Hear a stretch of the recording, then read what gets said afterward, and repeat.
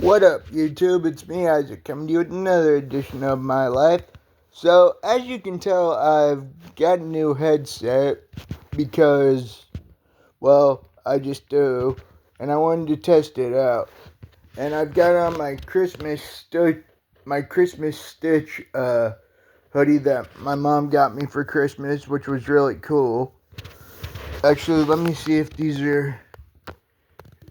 Where's the volume button on these things? Alright, there it goes.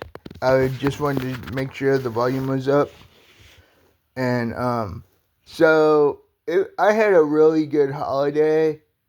And, y'all know that I'm a huge, Pokemon, Yu-Gi-Oh!, Digimon fan. I'm basically just a anime fan. And, the cool thing about, besides the cool hoodie I'm wearing and the pajama bottoms, which are also Stitch, I'd show you, but, well, you know. And, I've got a Mickey Mouse shirt under my, hoodie, which is also a Christmas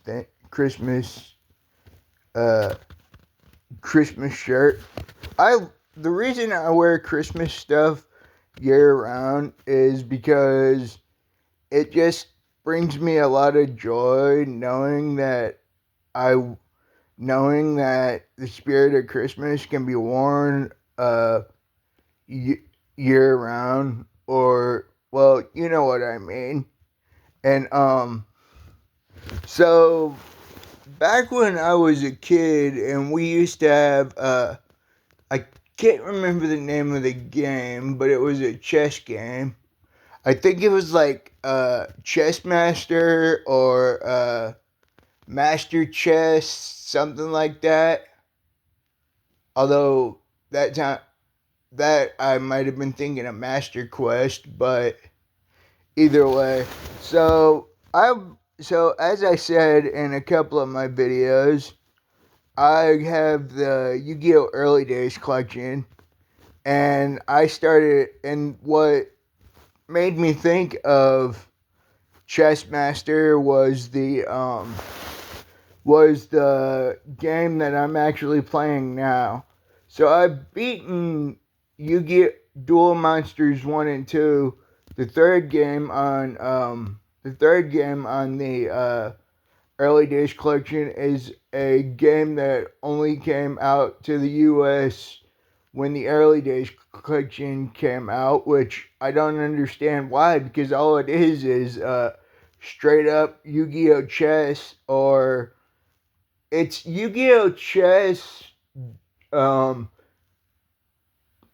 it's Yu-Gi-Oh! Chess Dungeon Crawler, which the Dungeon Crawler part uh, I would say is more like Dungeons and Dragons, which is really cool because Yu-Gi-Oh! Actually has dragons. And I know I've played actual chess like once or twice, but I don't even remember it all that well. I just remember it was fun and it was tough to learn with the way my brain is. Don't want to get into that at the moment. So that's why I love Monster Capsule so much, because, like I said, it's Yu-Gi-Oh! Meets chess meets uh, uh, Dungeons and Dragons, which is basically just if you're a gaming nerd, you know Dungeons and Dragons is basically a fantasy RPG dungeon crawler, which is really cool. And I haven't played Dungeons and Dragons and since I think it was back in high school when I when with a couple of my friends, and that was the only time I ever actually played Dungeons and Dragons.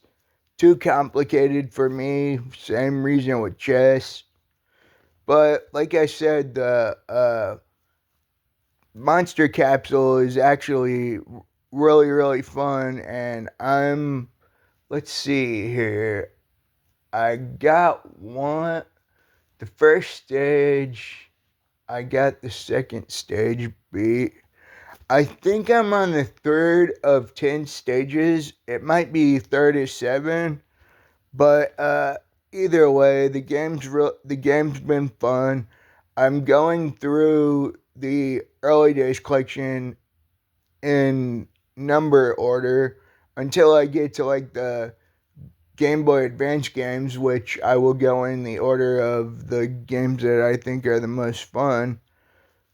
And I will say this: when it comes down to sacred cards and its pseudo sequel, Rechef of Destruction, I remember I've had like, let's see, the copy my buddy gave me, both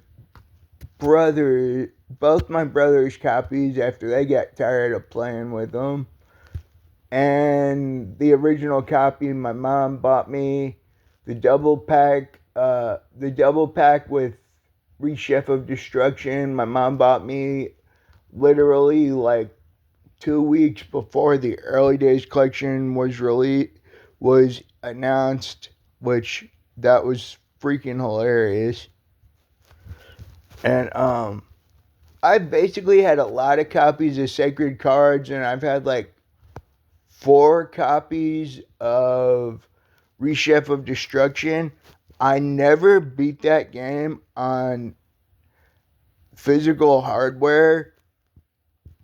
Well, Rechef of Destruction, because if you know Rechef of Destruction, you will know what I mean by it's a lot. It's similar in play structure to Sacred Cards, obviously, because it's pseudo sequel. But my God, did they make it a lot harder? Whereas you'd get 50 to 60, sometimes 70 or more deck capacity in one duel of in Sacred Cards, you only get a fraction of that, and by that I mean you'd be lucky to get 5 deck capacity in Rechef of Destruction from 10 duels, which that's how hard Rechef of Destruction is. I'm looking forward to going right to Rechef of Destruction because I want to see myself if I can get any further than what I got before. Because, like I said, I've had multiple copies of it. Heck, let's see. The copy my buddy gave me when he just didn't want it anymore.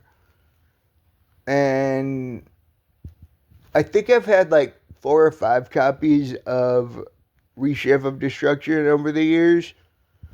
And that's pretty cool. I'm also looking forward to the Mega Man Star Force Legacy Collection, which, if you've seen some of my Adventures as Mega Man videos, you know how much I love the Mega Man series, at least Battle Network and Star Force, because I'm more of a turn-based gamer than a action gamer, and these 2 games are actually turn-based action games, which are really, really cool. And I remember with Star Force, I had a bunch of I didn't have a bunch of friends for like the brother band things. If you know, you know.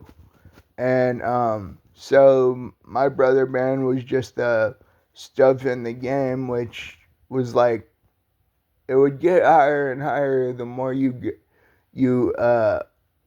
the harder the game got, which is cool. And I'm not sure if they're going to make it where you can have your brother bands be transferred from one game to the next to the next. Which, if they do that, that would be really, really, really sweet. And yeah, I'm just having a blast. I'm your host, Isaac Brummett. Please like, subscribe, share with your friends, leave a comment. Peace out, y'all. Have a good one. I know I sure as heck will. Peace out, y'all.